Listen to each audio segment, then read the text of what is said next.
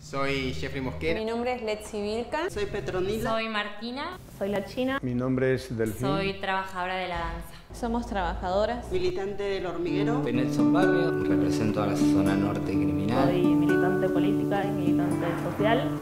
Ser puente. Tejer. Mirar. En un mural se lee Casa Migrante. Bailar con otros. Tomar la palabra. Mirarnos. La cultura es cocinar. La danza es comunicación. Encuentro. Cruzar fronteras. Las fronteras se materializan en cosas concretas, la ausencia de derechos. La cultura es un derecho. La cultura es de todos. Crónicas Visuales es una serie de entrevistas a protagonistas del proyecto Puentes, una propuesta que busca generar el encuentro entre diferentes expresiones culturales, reflexiones y trayectorias de vida que demuestran que la cultura no es una, nos refleja como individuos y a la vez nos representa como comunidad. Amar puentes. Amar puentes. Jeffrey ríe. Crónicas Visuales. En un patio hay una silla de plástico. Encuentro. Soy la China, soy militante política y militante social desde hace muchos años en algunos barrios de la ciudad de Buenos Aires. Soy Flor Suárez Viñoli, soy directora teatral, docente y gestora cultural. Formé parte de alguna manera del proyecto Puentes, creo que desde que empezó, o casi ahí. Amante de un barrio de la ciudad de Buenos Aires, de la Villa 20, en Lugano. Desde ahí fue que empezamos el vínculo con Puentes. Casa de ladrillos de 3 pisos. Gráfica en pantalla, Festival Puentes. La cultura toma la calle. Yo conocí la 20 en agosto de 2001, en un contexto difícil. Estuve en un montón de asambleas donde se discutían los recursos que llegaban para algunos emprendimientos productivos. Estuve como en espacios de discusión de una realidad tan fuerte que me fue un poco difícil irme. Flor. La cultura es encuentro. Construir puentes. Yo diría que fue un viaje de 3 años en el cual planificamos un montón de cosas, como todo viaje. En cuanto a planificación, en cuanto a preproducción, armado, ideas, uno va con muchas ilusiones, muchas ideas, muchas motivaciones, objetivos. Y después pasa que en el camino, cuando va realmente hacia donde había buscado ir, se encuentra con realidades que por ahí suponía, esperaba, pero se convierten en realidades reales.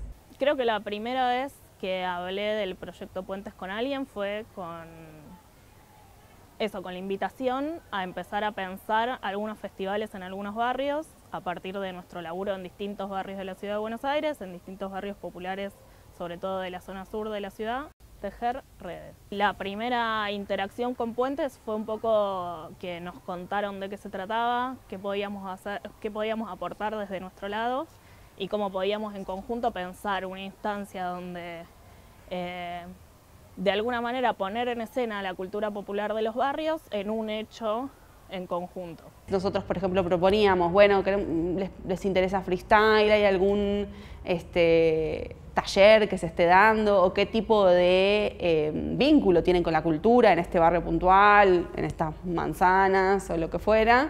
Y entonces íbamos compartiendo y íbamos pensando en conjunto, bueno, qué de eso estaba bueno para las partes mostrar, ¿no? Compartir para los vecinos. Y empezaba también a pasar, bueno, lo que nosotros proponíamos era muy escuchado por la gente del barrio y viceversa, ¿no? Entonces la construcción era sumamente en conjunto. La China a cámara. Cruzar fronteras. En la primera reunión del festival de 2019 en la 20, los compañeros que vinieron de Casa Sofía estaban muy entusiasmados con una idea del freestyle, ¿no? Entonces llegaron a una reunión con una serie de compañeras donde le dijeron, bueno, y queremos hacer una parte de freestyle de los pibites y que está bueno porque todos hacen eso. Fue el primer encuentro que tuvimos, recién las conocían a las compañeras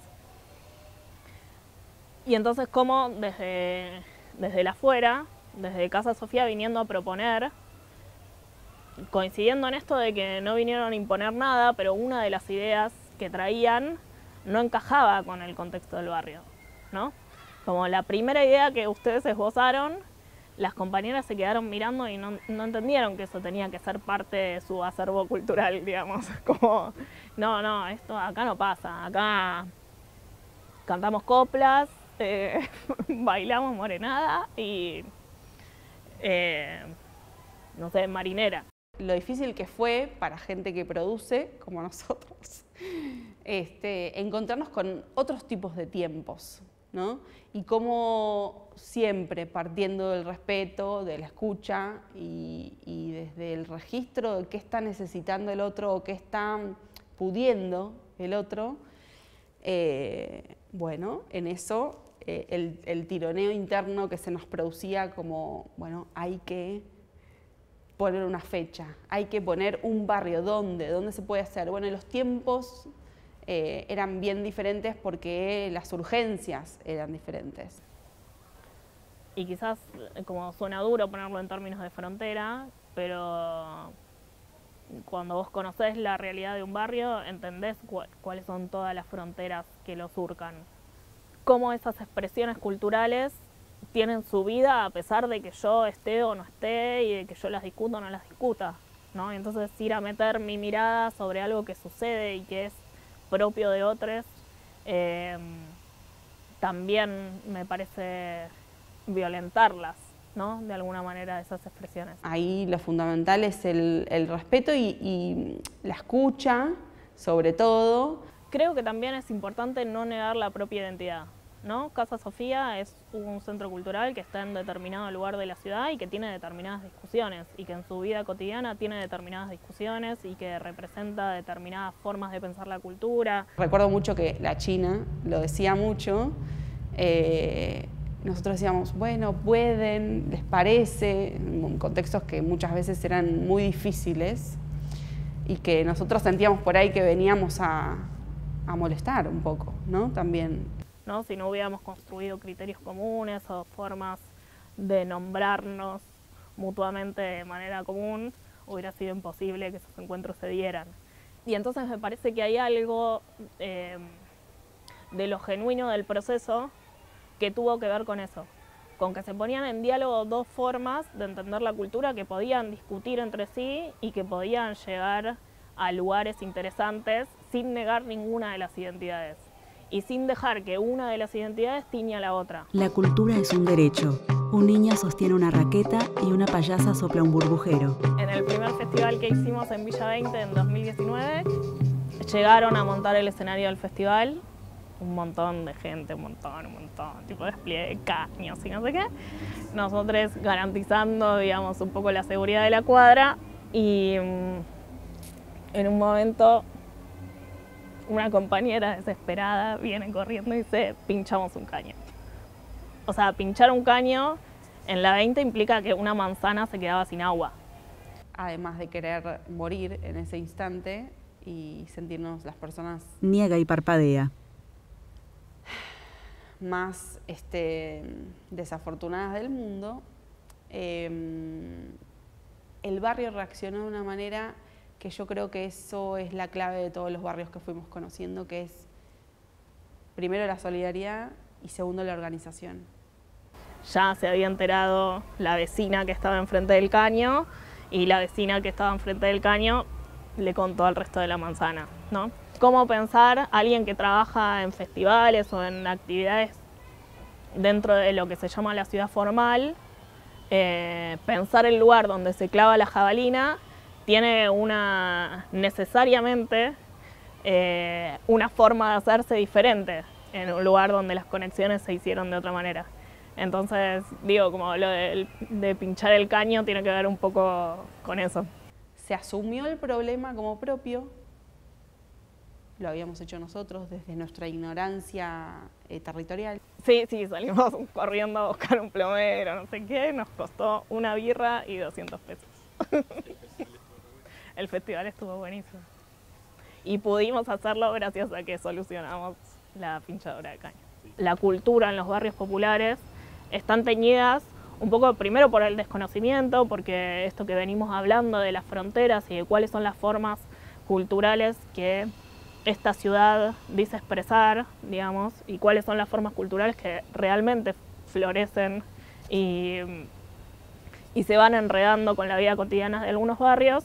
Me parece que hay algo como de esas lecturas cruzadas que se puso en juego desde el primer festival, ¿no? Y lo mismo al revés, las compañeras de la 20 seguramente les leyeron a ustedes de una manera que se fue transformando a lo largo de los encuentros. El segundo año nos encuentra planificando un montón de festivales más hasta que sucede la pandemia y nos hace por un tiempo recluirnos a pensar cómo íbamos a llevar adelante el proyecto, que todo esto que veníamos haciendo no era posible, pero el proyecto seguía teniendo su motivación, su objetivo bien claro. Y la gente de los barrios con las que queríamos seguir trabajando también estaban de acuerdo con esto.